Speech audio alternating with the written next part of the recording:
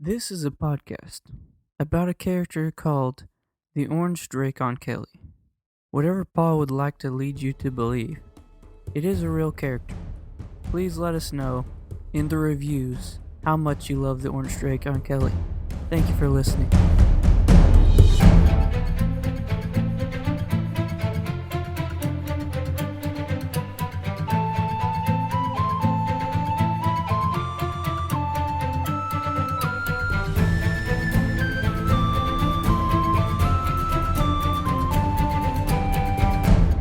First of all, no, Jeffrey is wrong. There is no Orange Drake on Kelly. There never has been. Also, thank you for listening to Make Believe Heroes, an actual play 5th edition Dungeons & Dragons adventure. I'm your Dungeon Master, Paul, and I'd like to welcome you to the second episode of Season 3.5, Convocation. I've been pretty excited about this one for a while, so I don't want to hold you up. We're going to get right into it. But before we do, I just wanted to say again, thank you for listening. Thank you for following along with us. I hope that you enjoyed the first episode, which I will admit was a lot of setup. But these next couple of episodes have got some real doozies. Let's say that. They're a couple of real doozies, if I could say it that way. We are hard at work behind the scenes, getting everything edited and together for 3.5, and we are soon going to be rolling on Season 4. Just to give you a heads up, we are hoping to launch Season 4 in April. That's our goal, by the end of April, to launch the first episode of Season 4. In the meantime, between the end of Season 3.5, which will probably be within a week or two inside of March, we will be releasing at least 4 episodes of Make Believe Champions that we have recorded that will contain necessary information and setup for Season 4, as well as some ties to Season 3.5. So I hope that you will look forward to those. But in the meantime, if you love us, go leave us a 5-star review. Check us out on patreon.com/makebelieveheroes. And now I know you all are ready to get into episode 2, but first, let's talk about what happened last time on Make Believe Heroes. Last week, we saw as PB&J were set forth on the mission that Saul had dropped in their laps, being taken away from them. Along with Kolmas, their new lizard bat companion, they took a straight road toward Fallen Grove. Along the way, they were visited in the night by a strange red-scaled draconic figure who spoke cryptically of his master. In other parts of the world, High Cleric Glaron was scrambling for a way to reach Saul. He sent Pauline, a faithful tenet of the Church of Pelor, to go speak with Brackle, and there she convened with Brackle and Kjorg, neither of whom could reach Saul with their far-speaking stones. Finally, we saw as PB&J arrived in the Canopy, or what they thought was the Canopy, only to be surprised and taken hostage by one Minnie, a high-ranking officer in the elite force of Druids and Rangers, the Leaf Guard. And then finally, we saw as a black chariot made its way west toward Fallen Grove. Inside, we began to hear as a plan was forming between Lord Sebastian Blackfire, his wife, Talia Blackfire, as well as the Shiv. And dare we not forget our little friend, Miles, who is now paying a steep price for his aid in rescuing Misk. The night rolls on, and as that fateful chariot crosses the Kalen River, the crimson moon gleams menacingly down upon them. Far beneath, the drylands glow with the bloody light. The disparate clans each enter their tents and put out their fires for the night. They do not know what the red moon signifies, but their shamans warned them all not to look upon it in the night. The desert is quiet as the cool, dry winds blow across the wastes. Across the land, the peoples and creatures of Monumi turn their eyes from the skies and go on early to their beds. And as the moon sits high in the blackness of night, farther north, in the midst of the stark peaks of the Elder Mountains, there is movement. Between the summit of 2 mountains, there is a strange hidden valley, like a bowl carved into the mountainsides. The ground inside is littered with rubble and ruin, the shattered remains of an ancient temple. A large bonfire burns in the center of the bowl. Two figures can be seen by the light of the fire. One is kneeling, his head bowed, facing toward the other. His broad shoulders are decked in black plated armor, his skin covered in red scales. Standing before him is a woman.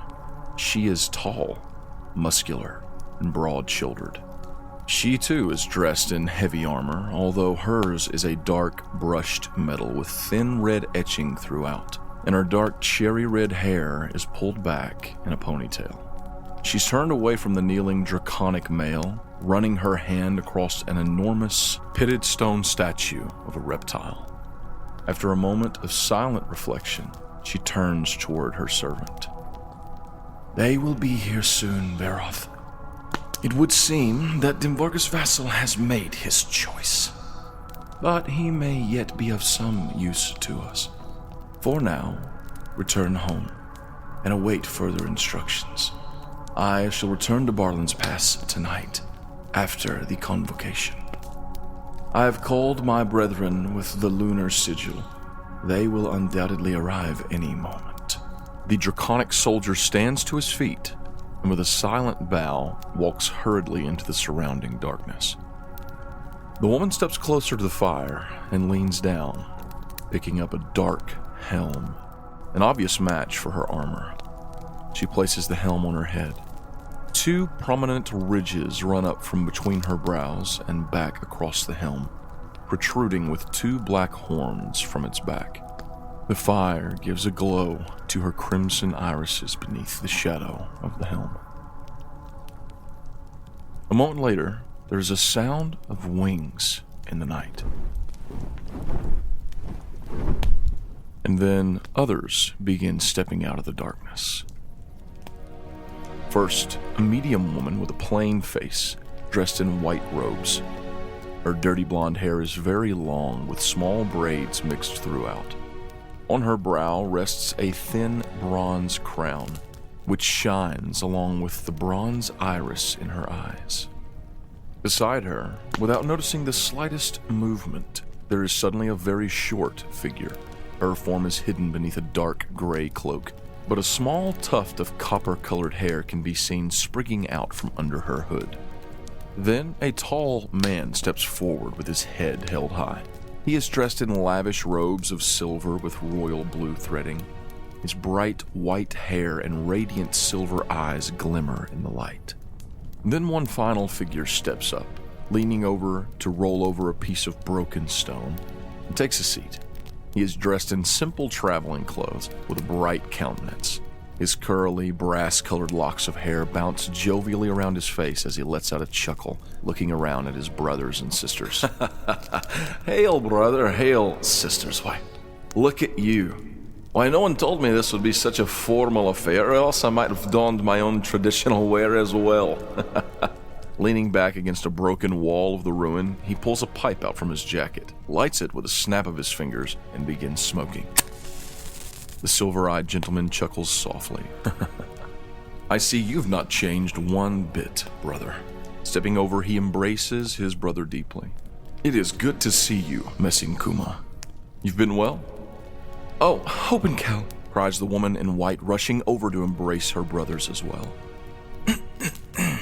Their happy reunion is cut off as the short, cloaked figure clears her throat, motioning toward the red-haired woman in black armor. "Timpari, always keeping us on our toes, yes?" says Messinkuma. "You do know we've all seen you. You can take off that silly hood if you'd like." Openkel turns from his siblings toward the tall woman across the fire from him. "She is right, of course. Forgive us, Raivora. It has been so very long since we have assembled for a convocation. Well, those of us who remain," he says, his eyes closing for a moment in reflection. "It is all right, Hopenkel. It is to be expected. But as you all must know, I would never have invoked the lunar sigil if it were not of the utmost importance. There are things that we must discuss." The woman in white steps closer to her sister. "I have missed you dearly. Of course, we understand the importance of such a calling. Please, are you in trouble? Do you need our help?" It is not I who needs your help, Pronciana. Rivora pauses for a moment, looking into the fire, and then she begins to speak. As I am certain you are all aware, things in Manumi have been changing. Our sister, whom we all believed to be dead, wreaked havoc on the Canopy.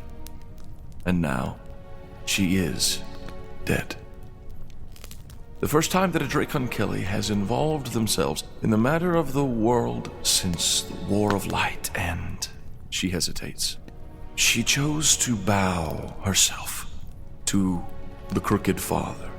Scanning the scene around her, no one will meet her eye. Even Messin Kuma stares at the rocks around his feet. Brothers, sisters, we are to blame. We abandoned her at the behest of the gods, and now she is gone. I have spoken with Atonia. A few unfortunate adventurers were lured into the grove of Atonia, where the god tree held the heart of the Crooked Father. With their help, Dimvarga removed the heart from the tree, and now the tree is dead, and it is gone. Gone? Says Tempari, her hood shaking back to reveal her round, freckled face and large copper eyes. Gone where? Does he have it? No, says Hopenkill, stepping forward closer to the light. He does not have it, Tempari. If he did, then we would all be dead by now.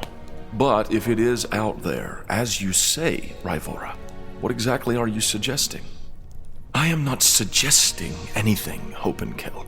The time for suggestions is gone, she declares, drawing from her hip a blood-red longsword edged with black. The time for action has arisen once more. Brothers, sisters, we were created for a purpose. We were created to protect this world, to teach the children of the gods, and to shepherd them into a brighter future. And we did our part, yes. But now, our time has come once more. As quick as a serpent, she leaps forward, striking her sword down into the center of the bonfire. There is an outburst of deep red and black flame. As it licks up around her feet, she stands tall, facing them all in turn. There is movement of darkness upon the face of this world, and we are the only ones who can stop it. Dimvarga broke the silence of the dragons when she stood on the side of chaos. What are we to do? Go back to our homes? Return to our small, secret lives? Pretend that nothing has changed? No. It is time for us to stand and to fight, to lead the people of this world once more. Her exclamation is met with a pregnant silence. Moments later, Messin Kuma stands once again. Oh, Rai, as fiery as ever. What would you like for us to do, eh?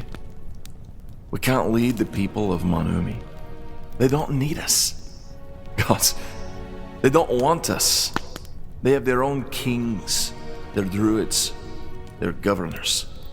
The time of the Dracon Kelly is gone. It's over. We are retired. How can you say that, Messi? If the Crooked Father is stirring once more, says Pronciana. Certainly you do not think that we can stand by and do nothing if he seeks to break free of his chains. What do you think we can do, Pronciana? Took all 4 of the gods just to lock him up the first time. If he gets out, what do you think we can do? This sounds like a smoke him if you got him scenario to me, he says with a dark laugh, sitting down again on his stone. Tempari breaks her silence once more, pulling her hood off completely. Messin Kuma is right. We did our part. We can't go back out into the open. The world couldn't handle it. And if we did, what help would we be? Even in the beginning, in the War of Light, when we were still 10 strong, we were barely able to overcome the darkness and the chaos. Or have you forgotten how Sanayan died, Rivora? Rivora glares at her. How dare you, Tempari? I have forgotten nothing. It is you who have forgotten. Sinean would not have wanted us to fade away into darkness, to hide and watch while the world tears itself apart. He would stand, and he would fight. You're right, Rivora. He would have. But he's dead. Sinean is dead. Dimvarga is dead. Vinraya is dead. Kultarn is lost, and Kilmond has gone mad. Half of our brethren are gone. The shadows is where the rest of us belong. What can we do now with so few? For the first time, Rivora stands silent. The flames begin to falter around her in the bonfire.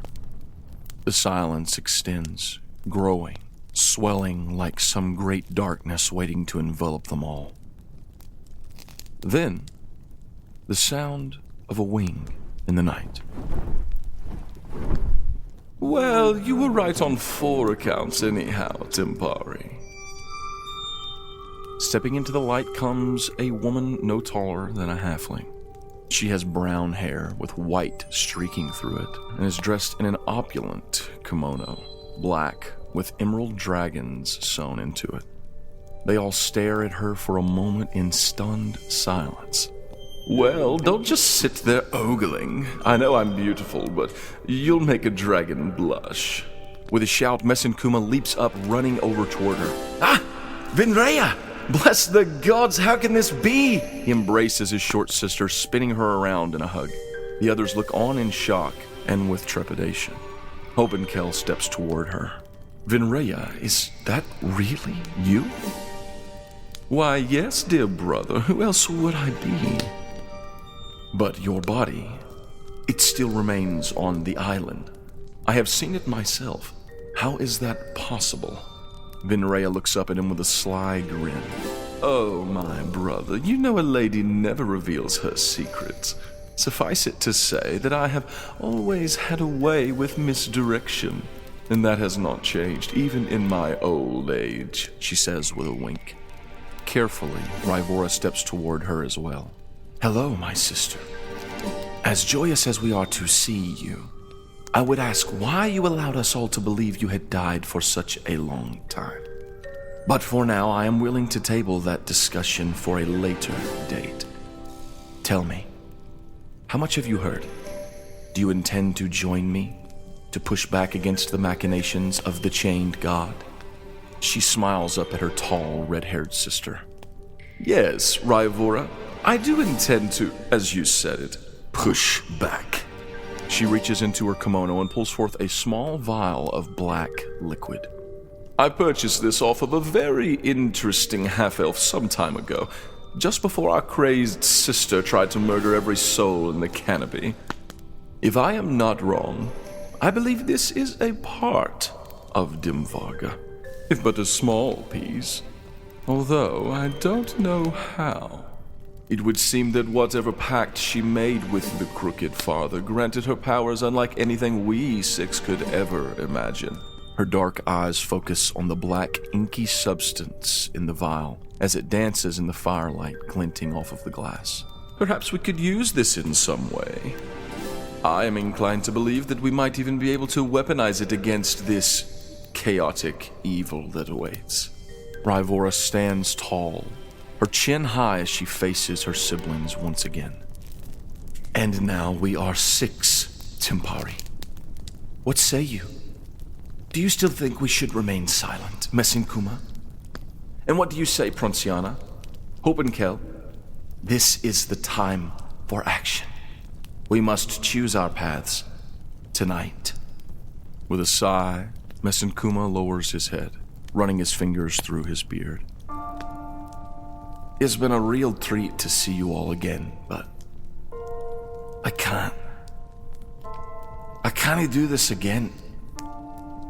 As much as we'd like, we can't turn back the ages, and our time is long past. If the fight comes to me, I will stand my ground, but I won't step back out into the light, Rivora. Not now, not ever. His eyes downcast, he turns from them all and disappears once again into the darkness. Tempari looks at Ryvora intently. Then she looks to Venraya. It's good to see you again, sister. I really did think you were dead, but I'm not ready to relive the past. I need some time to process all of this. I should go. Before any of them can say a word, she turns on a heel and is gone.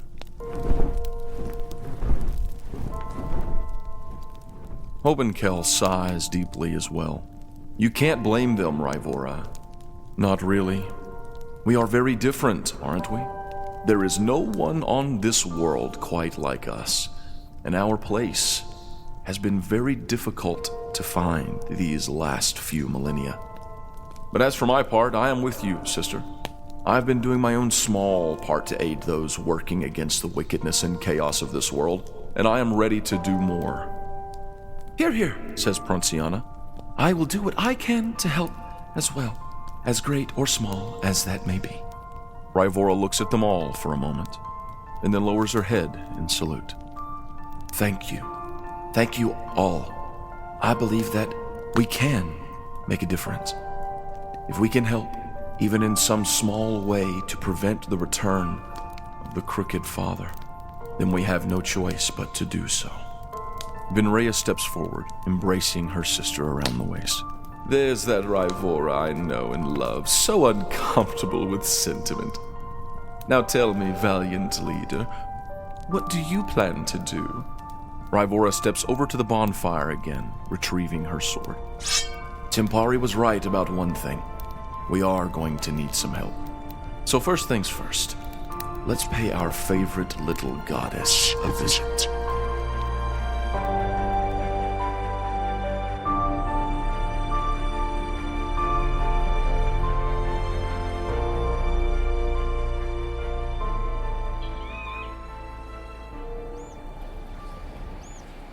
Phil, Bill, and Jill, also known as Peanut Butter and Jelly, along with their new friend Cole, or Kolmas, the lizard bat child of Dimvarga the Shapeless, are sitting in a circle, their backs to one another, their hands tied behind their back, with weapons pointed at them from multiple directions.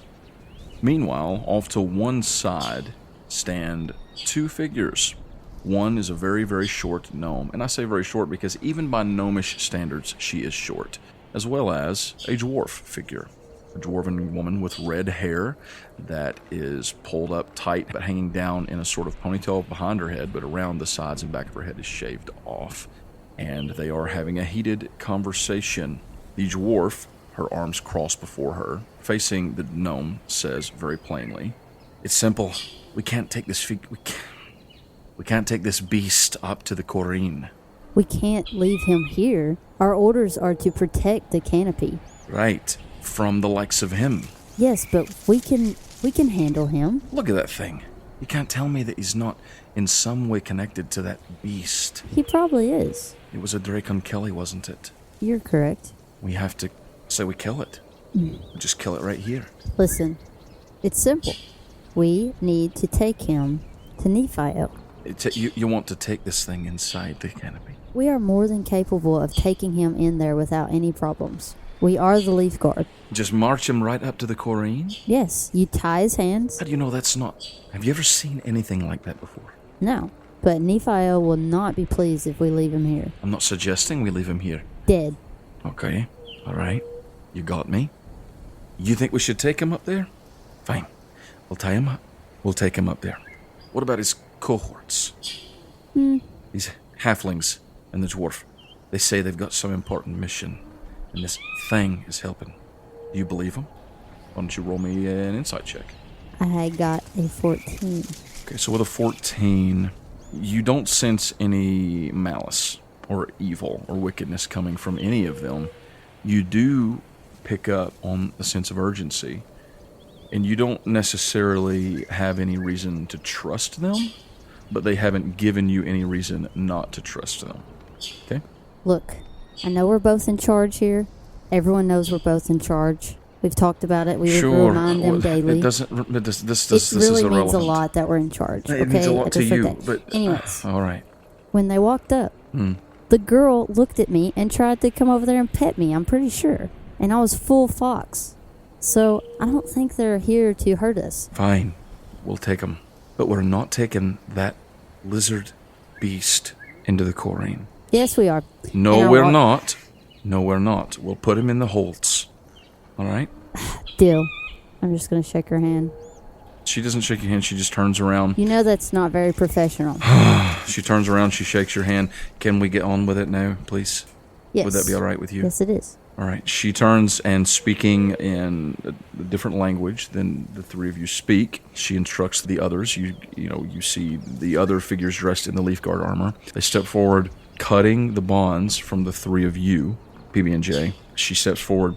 We're not going to lead you three in as prisoners, but your friend here is our prisoner until he has been freed or at least cleared by the Archdruid of Fallen Grove. Is that acceptable to the three of you? I mean, it seems a little unfair, but you seem like the law here, so I'm just going to go with it. I'd say you guys have become pretty good friends with him, traveling with him for a couple weeks, so you might be a little salty about it. Yeah. As long as you don't hurt him. Kolmas raises his head, looking at the three of you. He says, "It's fine. I'll be all right. You three go, and I am sure if this Archdruid is a man of integrity, that he will see the truth to your words." This is part 2 of Redemption. Rise up. He gives you a nod. So, would we know about the sanction? Like what the purpose is, kind of like clearing, Sure. Sure. Would that be something that we're aware of, where we could be like, yo, he was sanctioned in? It might be. It might be when you speak with the Archdruid. Okay, but not in this instance. These guys don't seem to be in the negotiating mood. Okay. I mean, you can try. Nah, she's stubborn. I'm not dealing with it. Then the three of you will go with Minnie, she says, motioning to the gnome. Minnie, you step up. Yep. Minnie has her hands behind her back crossed. Well, like her hands No, I locked know what you behind her mean. back. Mm-hmm. Well, it's settled. Let's move it. Let's go. And she nods at people, kind of giving them the signal. They all immediately take off into action. There are two of them behind Kolmas. They stand him up, and they have blades pressed against his back. The three of you are no longer bound. You are walking freely, but they're still falling behind you with weapons in hand. Minnie the whole time will be like staring at the, what is he? You don't Whatever. know, lizard bat guy? Well, she's going to be staring at Cole, like the whole time. Just kind of still with her hands behind her back, just walking around him, just watching him. They step forward and they begin to lead you through the remains of these rotten tree trunks, etc. You make your way toward one of these still standing trees, and it is an enormous oak in the center of this valley. It extends high up above you into the canopy of the leaves above you. And Olga, following along with y'all, she steps forward and she presses on 2 knots on the body of this tree, the trunk of the tree. And she puts her hands on them and presses, and as she does, you all hear this click inside, and then a secret doorway slides open inside the tree. You all step inside in a line with the three of you toward the front, right behind Minnie, some others behind you, leading you. And the rest have Kolmas still tied up behind you, leading him through, with Olga coming in behind and closing the door. Once inside, you climb up inside the tree. There is a spiral staircase carved into the wood leading up inside this enormous tree. The stairs head up many floors, if you were to count it that way. Although there aren't any landings, just a spiral stair moving upward, upward, upward. And finally, you break free in this dimly lit passageway. It expands out in this dim passage. And there are holding cells on either side. The bars are made of a petrified wood, but if you were to grab them and try to break them, you would find that they're just as sturdy as any metal, enchanted. One of the leaf guard steps forward, waving a hand, and the wood simply spreads, making an opening. And they lead Kolmas inside. They seat him, and they step out, leaving his hands tied. With a swipe of their hand, they close the bars once again, locking him inside. And 2 of them stand there on either side, and Olga remains behind as well, as the rest of you continue through this passageway and onto another stair. This stair leads upward. A few more stories. You pass through areas where there are more of these holding cells, as well as like other rooms. Seems like maybe these are some lodgings and different things. You see a number of different things as you guys are going upward through this tree that has now spread many, many meters wide. It is probably about as wide as a football field, and maybe about as wide as half the length of a football field. And finally, you come to the top. There's a platform and a small door. You step through this door, and you step out into what you all don't recognize as the sanctuary of the Corrine. The Corrine is the core, the center of the canopy. Above you, the roof is sewn together with these enormous leaves of orange, red, yellow, and greens. These leaves are sort of a strange, viscous material that you can see through to some extent to allow the sun to come through, but they are very sturdy and strong. The floor is carved out of the center of this enormous oak, and you can see all the rings of that tree. And in the center, there's a pedestal that is often sat upon by the Archdruid of Fallen Grove during times when the Corrino Otonia will meet here to discuss all the goings-on of Fallen Grove and of Otonia and of the Canopy. But as you step through that door, with Minnie leading the way, Minnie steps forward, and there is another figure that steps up. He is a short figure. He's got kind of curly, not long, but kind of, fluffy brown hair. He's a halfling. He is dressed in a deep green robe that goes down to about his knee length. It's buttoned together with those big buttons down the center, and he's got some short pants on underneath them. And he's seeing Minnie, followed by the three of you and a couple more of the Leaf Guard, says, "Oh, hello, I suppose, hello, Minnie. Guests of yours? Do we lead our guests by the point of sword?" She salutes him real quick. Mm-hmm. Paldo, we got some important business to talk to Nephiel about. And, this is very formal. Hello, my name is Paldo. I am the caretaker of the Corrine now. I work here. Are you... He looks at Bill and Jill. You all from Brightport? No, we're actually from Brandshire. Wow, all the way from Brandshire. What's it like over there? Well, we got cows. Oh, I've heard that. A lot of farming. Yeah. Barley and corn and all that good stuff. Well, that's Bill. Sorry. Bill. You're Bill. Phil, and then we got Jill. Oh, I see. Well, it's nice to meet the three of you. What brings you here to the Canopy? We have a great mission. I am a paladin of Palor, and he has sent me and my great brother and my somewhat great sister on a mission to save the world. Oh, okay. Perhaps we'll have some time to chat at some point. What can I do for you, Minnie? I need to see Nephiel stat. All right. Well, We haven't got time for pleasantries, Paldo. You can have them later for drinks or whatever you want to do. well, there's but always this is time business. Oh, for pleasantries. you never take your job seriously. But I understand. Okay. If you'd like to follow me, he's meeting with one of our allies currently in his office. So just follow me. Paldo turns, leads you all down a hall. There are a number of doors, and you come down to the very end. There are two sort of large doors with the triquetra of Atonia engraved on the two doors. Paldo steps up with a simple knock. He says, "Wait here." He knocks and then steps in. You hear some muffled voices, and then Paldo pulls one of the doors open and says, he says to come on in. He'll speak with you all now.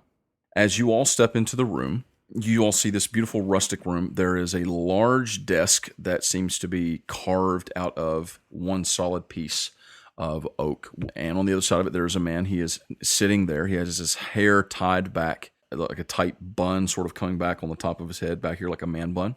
It is a dark, long hair. He is an elf, a wood elf. And sitting across from him at the front, who is now turned to the side and not really facing you all, but can, just kind of side-eye look at you from the side, is a half-elf.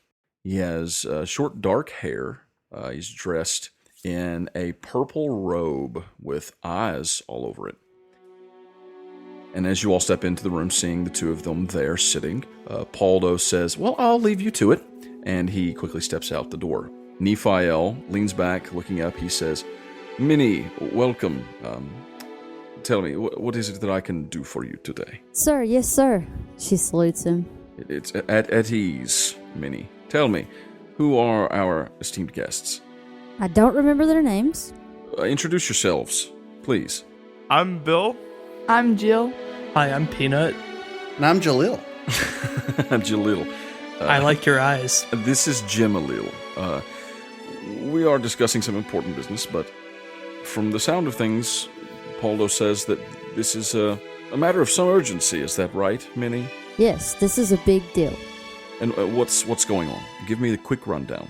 I was in Wild Shape Forum doing my duty as leaf guard protecting the canopy, and these people came and they have this person thing with them. Person thing with them. I don't know how else to describe it. Well, Peanut, you said it was. Yeah, that's me. Where are you from? I'm from Branshire. Branshire. Yeah. Ooh, I have a cousin there, Brackle. Oh, please. Wait, your cousin is Brackle? Paul won't let me. Branshire. Yeah. And how did you come to travel with these halflings? I suppose you're all just together. Well, that's our brother. Yeah. Yeah. Oh, I see. Okay, all right. Phil, what sort of figure is it that Minnie is talking about, and where is he? Oh, are we talking about Kolmas? Yeah, he's Cole. He's a dragon. Kolmas. Who is that? He's our lizard friend. Lizard friend. Yeah, he's like a walking lizard, black and dark green scales. Is he a dragonborn? No, definitely not a dragonborn. Best description I would have, like a lizard bat. Jim says. Minnie, Yes, sir. where is this Kolmas? We locked him up, sir, because we wasn't sure. You have him in the holds. Yes. Do I need to get him? No. Okay. Why don't you go make sure that he is still there? Keep him there. Don't be cruel, and don't let Olga take things too far. I will not let Olga take things too far. Yes, sir. And she salutes him. We will join you soon. Yes, sir. And she salutes him again and walks by everybody and kind of nods at him and then walks out the door. Jim, Me. is it just me, or does this sound in some way similar to the creatures that you and your companions faced when you were heading to Fallen Grove on your first mission? Quite so, quite so. Upon hearing the phrase lizard bat, it stirred memories. Why don't you go ahead and give me a history check right now, actually, Jim? I got an 18 plus 5. That's a 23. So as you're sort of, all these memories are flowing back about lizard bats, and of course, as you have been want to do over these last couple of years since, the events in the Grove, you begin to search your memories, the ones that were originally removed from you. And as you dig into those memories, you remember one in particular whose name was Kolmas. You also recall that he was the same that Lorik killed in horrible fashion using a witch bolt spell behind the home of Kellen, Elamir, and Grununcle Dimble. Ah, the witch bolt. Brought him good. Dusted him, We're all dust in the wind. but they say he's downstairs. How did you put them back together? He's always been together. We've been traveling with him for a couple weeks now. Which, of course, this was after we got done fighting with him, and he tried to kill us, and then... He does that, yeah. But Wait, Paylor, hold on. Just a moment. Jim, are you trying to tell me that you know of this? I'm not keen on the term lizard bat. What should we call them? Draconians? They are the children of dragons, right? Well, I have them in my notebook as Lizardus baticus. I see, but that's a scientific name. For the purposes of this conversation, let's refer to him as the Draconian. Well, in my dictionary, draconian means a harsh ruler. Jim, I'm going to have to ask you to please rein it in. We've had this same conversation dozens of times, but Bill, it is, right? yeah, Why do you have this Draconian with you? he said that he served this mistress of his a long, long time ago named Dimvarga. And then she apparently died, according to what he said. The moment that you say the name Dimvarga, he and Jim make eye contact. But she apparently died, Right. and he said that he was kind of outcast. And then he made his way to a temple, Pelor, and is seeking redemption from his evil past. I find that somewhat hard to believe. Why bring him here? Because we were sent here on a mission with our friend Satsaris, and then he disappeared, and we still came after being told by High Cleric Glaron to come here. You're just sort of dumping information on me right now. Jimalil, do you have any reason to think that this draconian creature might seek redemption? Well, I long sought to study them, to interrogate one, to maybe even dissect one. But don't tell him that. Just to understand them better. And unfortunately, every instance of interaction I've had with them has been hostile. But I also don't rule out the chance of redemption for any creature under the sky. Now, those things up on the astral plane, yeah, but under the sky, redemption is possible.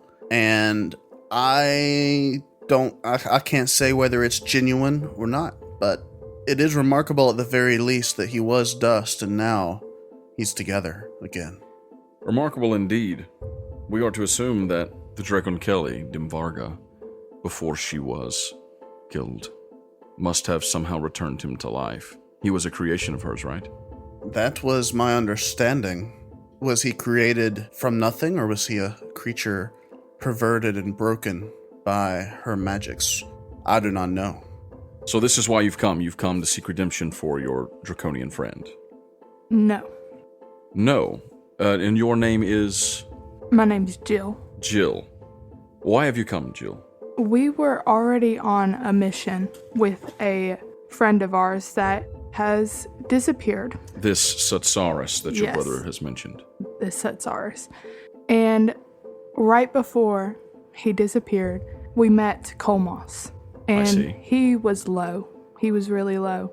So we brought him to the temple with us, where we talked to the person that sent us on this mission. And he told us to go ahead and take him. But what is the mission? So we didn't get told much, mostly that there was a god of some sorts, that this mission basically was to save the world. Something about what was chained will be unleashed. Shh. No. Jim just points at him and says no. Wait, does Jim know about that? So Jim, over the last couple of years, has been serving as the emissary of Atonia, as Atonia's champion. After the events that took place in Branshire and the events that took place in the Canopy with Dimvarga and him getting all of his memories back, he has gathered an understanding of the Unchained. He doesn't necessarily know all the details, but Atonia has told him enough to know, and he has heard these words, and he is familiar with what happens, which is the dimming of the lights, the cooling of the air, the standing of the hairs on your neck and your arm, and goose flesh, and just a sense of wrongness that fills the room.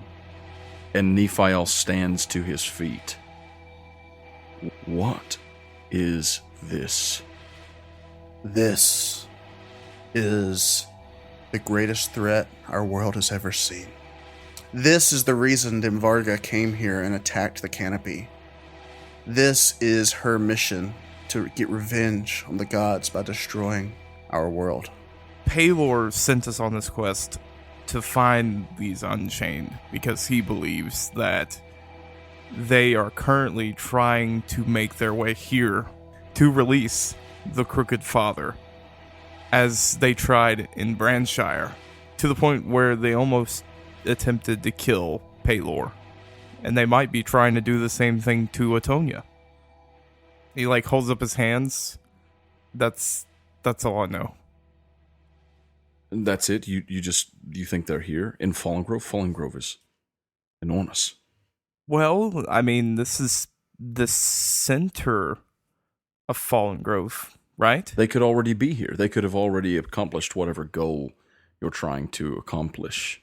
When we were sent, Glaren mentioned that he believes they'll strike here and that we have to find the Unchained before the autumn equinox. Branshire was specifically hit during the summer solstice, so we believe that it has something to do with that. It does stand to reason. Jim, you are the emissary of Atonia. Has she mentioned anything about this day, the equinox? No, she's very enigmatic. She never tells me anything. Yes, that seems correct. She and I, we just have, it's mostly, she points, I run, which is frustrating because I really like to know things. Well, perhaps when we finish here, you might join me as we can go down into the holds and speak with this Kolmas.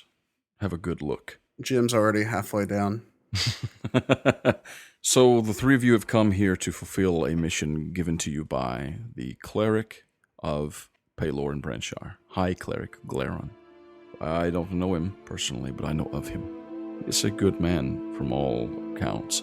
They believe that this group, who I understand, tried to bring about the destruction of Pelor and of Branshire, might be seeking to do the same here to our home and to our god. And by doing so, somehow unleash this being of great power, this crooked father, as you say, Jim. What do you think? Yeah, he's bad news bears. We should stop him and make him don't do things like that. Jim, you have a way with words. The three of you, I can welcome you into the Canopy, and I can assist you. You see Nephiel kind of lean back and rub his eyes. Dimvarga, the Dracon Kelly, she destroyed the Canopy once. I would not see our home destroyed again, nor the rest of our world. You say that this crooked father, if he comes, he will bring with him destruction. A little bit. We must stop those who seek to unleash what was chained. I will see what I can do to assist you. But for now, Jim, you and I should go and speak with this Kolmas. Let's go talk to Kolmas. As for the three of you, I would request that you stay here for now. Remain in my office. Aldo will see to you soon and make sure that you have provisions and a place to stay here inside the Corrine. Do not worry about your friend. I do not intend to harm him, but I must insist that Jim and I speak with him alone for now. Will you agree? Yes. Nephiel stands to his feet, giving his three visitors a bow. Then he and Jim exit back out into the hallway, heading down toward the center of the Corrine. They enter the same side door that many used to enter down into the catacombs. Soon, they come to the holding cells. They are all empty for now, except for one. Standing on either side of the door is one of the druids of the Leaf Guard. The two of you may go for now. I am going to speak with this individual. They each give a slight bow and then turn, descending once again to the clearing below the canopy. As Nephiel approaches the bars to the cell, Jim hangs back just out of sight. Inside the cell, Kolmas stands to his feet. Nephiel's eyes grow wide, taking in the visage of this creature. By Otonia, what are you? Kolmas lowers his head in a sign of obeisance. I do not know what I am. I was once the servant of my mistress, Dimvarga, the Black Dracon Kelly. But now she is gone, and somehow I persist. Nephiel stares on silently for a moment. I have spoken with your friends upstairs.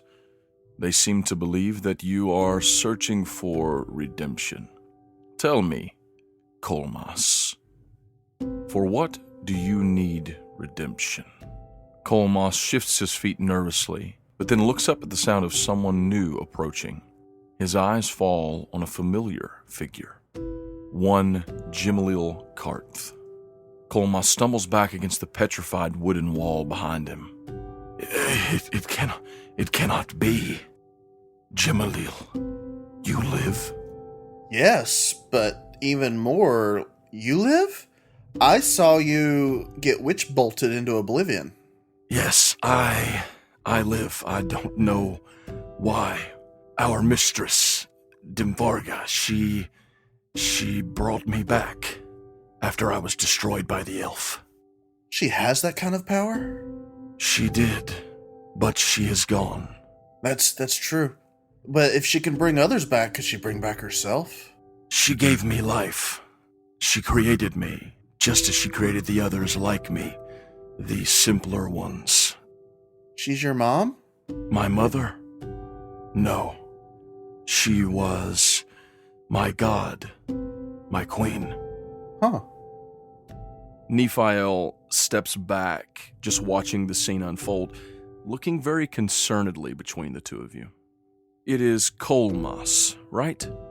That is correct.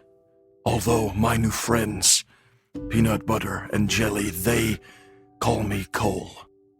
Cole, Nephiel says. Tell me, Cole, why have you come to the Canopy? I have come seeking redemption. My queen is gone. Somehow, although she has died, and most of her other creations gone with her, I persist, and I have nothing, he says, looking down at his hands held open. You have your life. That's more than I thought you'd have. Perhaps you are right. But what is a life with nothing to live for? I mean, you could live for finding something to live for. That's something to live for. That is my goal.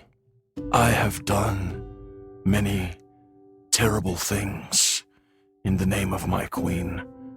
This world does not want me. I seek redemption. I seek forgiveness from the gods. Nephiel says, which god? I don't know what to say, honestly, about you and your purpose. But your queen, as you call her, she murdered many of my brethren. She destroyed this place that you see here now. We have rebuilt it over these last many months. Has it been more than a year now? I'm afraid I cannot allow you to come into the Canopy, Cole, regardless of whether or not I believe your intentions to be pure.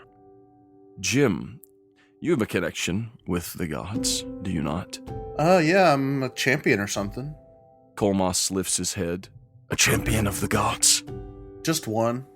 Which of the gods? Atonia. Ah, Atonia.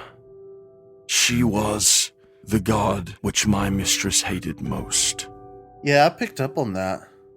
Yes, she often spoke ill of the goddess of autumn, of Fallen Grove.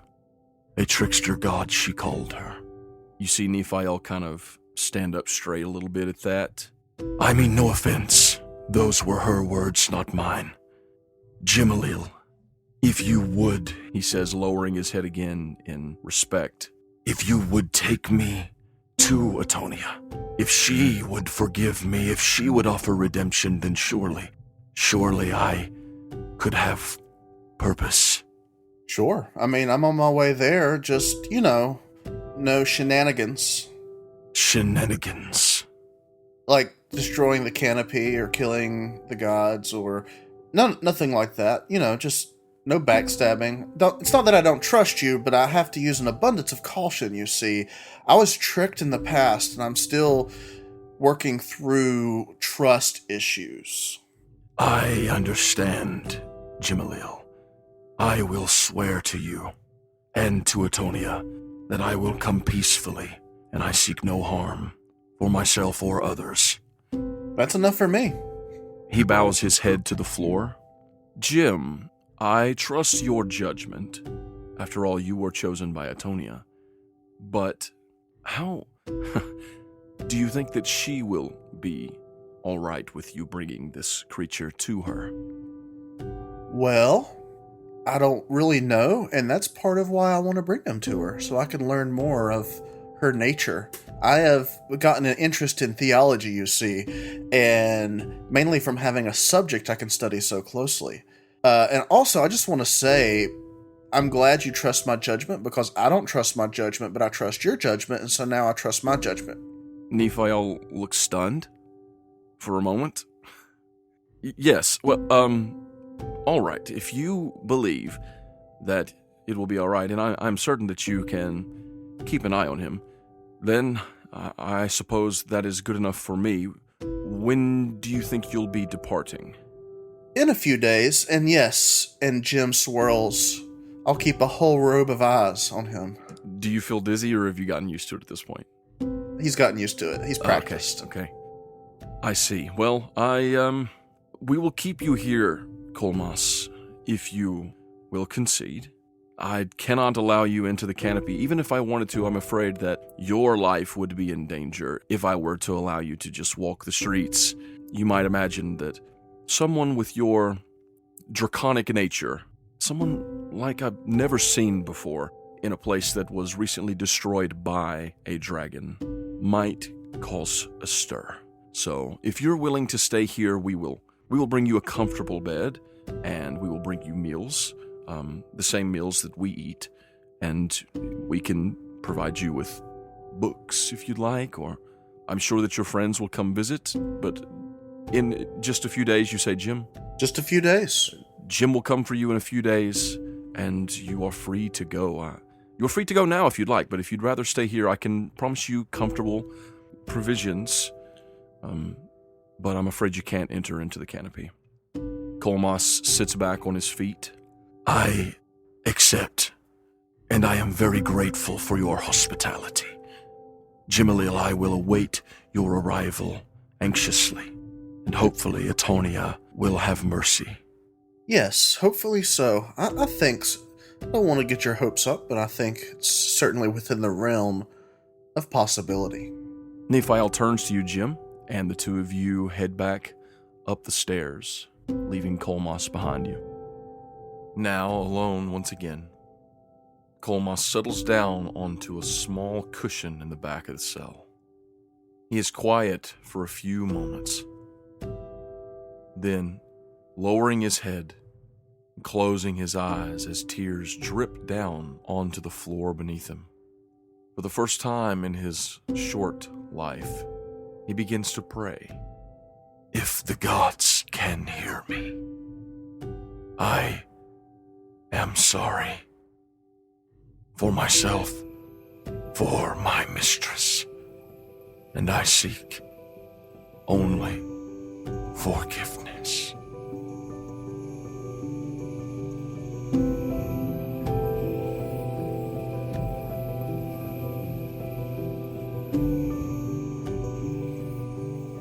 This has been Make Believe Heroes, Season 3.5, Episode 2. Thank you so much for listening. We hope that you've enjoyed this so far.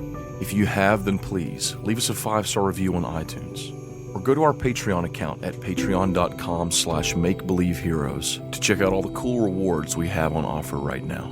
We'll be back next week with the next episode of 3.5, and you do not want to miss it. Thanks for coming with us on this journey. We'll see you next week.